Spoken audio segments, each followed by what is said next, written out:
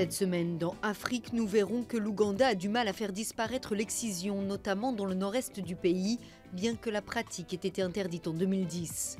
Nous vous emmènerons ensuite au Cap, en Afrique du Sud, où la sécheresse fait rage, à tel point que la ville a annoncé qu'elle pourrait couper l'eau courante à la mi-mai. Enfin, nous partirons sur les traces du mammifère le plus chassé par les braconniers au monde, le pangolin. Mais tout de suite, les titres de l'actualité. L'Afrique du Sud, toujours dans l'impasse. Le départ anticipé de Jacob Zuma, exigé par la direction de l'ANC, est imminent, dit le parti, mais le président est toujours en poste. L'opposition a accentué la pression en demandant d'avancer à mardi le vote d'une motion de défiance à son encontre. Nous ne sommes pas prêts à attendre une durée interminable pour que ce processus arrive à une conclusion. Le Parlement doit intervenir. C'est pour cette raison que nous avons dit que s'il n'y a pas de progrès d'ici dimanche soir, le Parlement devra se réunir la semaine prochaine pour débattre et voter sur la motion de censure qui a déjà été déposée par l'opposition. Si l'ANC ne peut pas trouver de solution à ce problème, je crois qu'il faut que le Parlement le fasse. Discrédité par des scandales à répétition, notamment de corruption, Jacob Zuma a déjà survécu à 8 motions de défiance depuis son arrivée au pouvoir en 2009. Mais il est désormais lâché par la toute nouvelle direction de son parti. Les tractations à huis clos se jouent directement entre lui et Cyril Ramaphosa, le président de l'ANC. Jacob Zuma chercherait à obtenir l'immunité pour lui et plusieurs membres de sa famille pour se prémunir contre d'éventuelles poursuites judiciaires. Affrontement entre des manifestants et des policiers à Nairobi. Des heurts qui font suite à l'arrestation et la poursuite pour trahison d'un membre de l'opposition pour sa participation à l'investiture symbolique de Raila Odinga le 30 janvier comme président du peuple. 3 chaînes de télévision kenyanes ont été suspendues d'antenne pour avoir tenté de retransmettre la cérémonie. Elles ont repris leur diffusion lundi. À Conakry, le calme est revenu après les violences qui ont éclaté mardi. Plusieurs quartiers de la capitale guinéenne ont été barricadés par des manifestants de l'opposition exigeant la publication des résultats des élections locales de dimanche. Ils accusent le pouvoir de vouloir les falsifier en sa faveur. On a vu certains responsables du gouvernement, des directeurs nationaux, sillonner les bureaux de vote, aller faire des forcings, chercher à intimider les gens. Ça, nous l'avons vu et nous l'avons vécu aussi à Fria. 7 personnes sont mortes dans ces violences. La Commission électorale nationale indépendante a promis de publier les résultats d'ici à la fin de la semaine. Les corps de 16 migrants ont été repêchés au large des côtes marocaines. 15 des victimes sont originaires d'Afrique subsaharienne. La 16e est de nationalité marocaine. Les enclaves espagnoles de Melilla et Ceuta font l'objet d'une recrudescence des tentatives de traversée depuis le début de l'année. Cette tombe vient d'être découverte par des archéologues au sud du Caire, dans un cimetière proche des pyramides de Gizeh. Elle a été construite pour Hebtet, prêtresse de l'Ancien Empire. Les fouilles vont se poursuivre dans cette zone en espérant de nouvelles découvertes.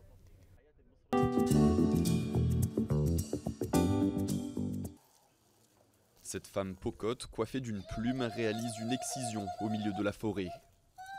Même si la pratique a été interdite en 2010 en Ouganda, elle perdure en secret dans cette région du nord-est du pays. L'ONU estime que plus de 90% des femmes pocottes ont été excisées. Dans cette communauté traditionnellement pastorale, les hommes peuvent s'absenter pendant de longues périodes. La coupe est une façon de s'assurer que les jeunes femmes resteront fidèles. Je n'ai pas trouvé cela difficile, parce que c'était un processus de la féminité, pour une fille de devenir une femme. Même si c'était douloureux, c'est juste une fois. Dans la communauté pocotte, l'excision marque l'entrée de la fille dans l'âge du mariage. Elle est également un rite spirituel. Pour ces anciens, cette pratique repousse les esprits assoiffés de sang et protège leurs filles. Christine a été excisée quand elle avait 12 ans. Donner naissance a été si douloureux qu'elle ne laissera pas ses filles se faire exciser à leur tour.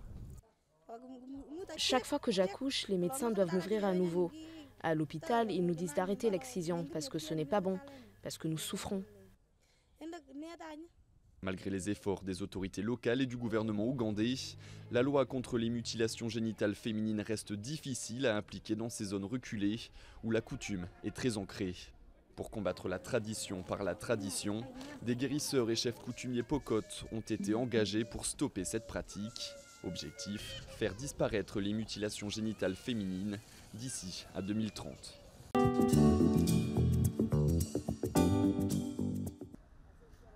Une longue file d'attente devant un point d'eau, les habitants du Cap se préparent au pire. Alors que la capitale sud-africaine connaît sa plus grande sécheresse depuis plus d'un siècle, la ville a annoncé qu'elle pourrait fermer les robinets à la mi-mai. Cette date butoir a pour nom le jour zéro. Nous avons juste dû en quelque sorte reconfigurer nos vies, des vies sans eau municipale, parce qu'on s'attend à ça, le jour zéro. Ouvrir ce robinet et qu'il n'y ait rien. Mais dans certaines parties de la ville, ne pas avoir d'eau courante est déjà une réalité. Dans ce quartier, les résidents dépendent des robinets communautaires. Au Cap, les zones les plus riches représentent 65% de la consommation totale d'eau de la ville. Ces quartiers densément peuplés n'en utilisent, eux, que 5%. Ici, quand les robinets sont coupés, la vie s'arrête. Oh, c'est terrible, parce que parfois il n'y a même pas de note quand l'eau est coupée. Il suffit d'aller au robinet et d'un coup, il s'arrête. Et toi, tu travailles, les enfants sont censés aller à l'école. Tout ça arrive près des toilettes, donc l'hygiène nous affecte aussi car on n'a pas d'eau pour tirer la chasse. À partir du jour zéro, seuls 200 points d'eau publique seront disponibles pour une grande majorité des 4 millions d'habitants. Sous surveillance policière, les habitants du Cap concernés devront faire la queue pour obtenir leur ration quotidienne de 25 litres d'eau par personne. Les autorités locales ont promis que les personnes les plus vulnérables seraient épargnées par les coupures. Les hôpitaux du Cap, maisons de retraite et orphelinats resteront approvisionnés en or bleu.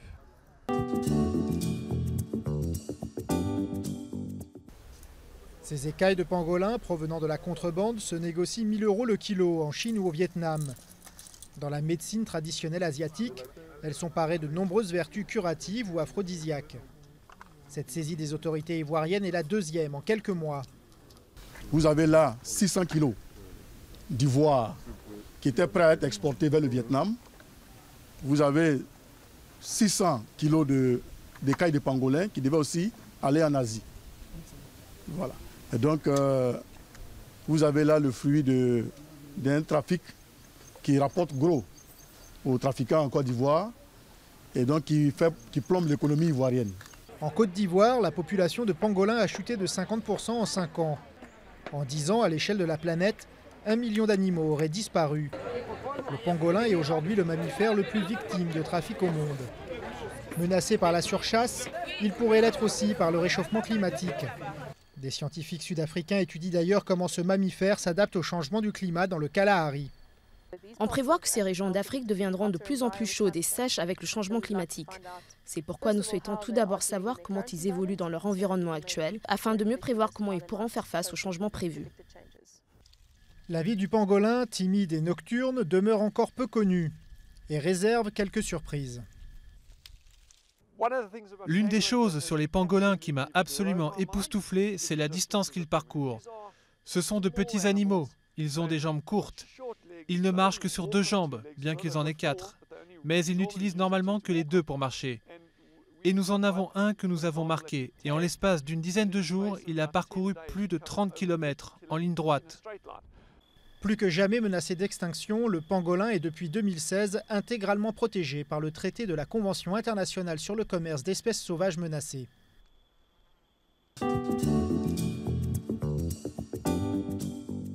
Pas de stade ou de gradin pour ce match de foot, mais des barbelés et les spectateurs sont des surveillants pénitentiaires. Car ce championnat d'Afrique des Nations est un peu particulier.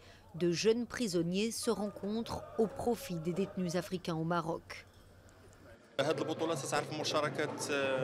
Il y a plus de 100 prisonniers d'origine africaine qui participent à ce tournoi. 12 pays sont présents, 12 sélections africaines, réparties sur 4 centres de détention. Chaque centre de détention a 3 équipes.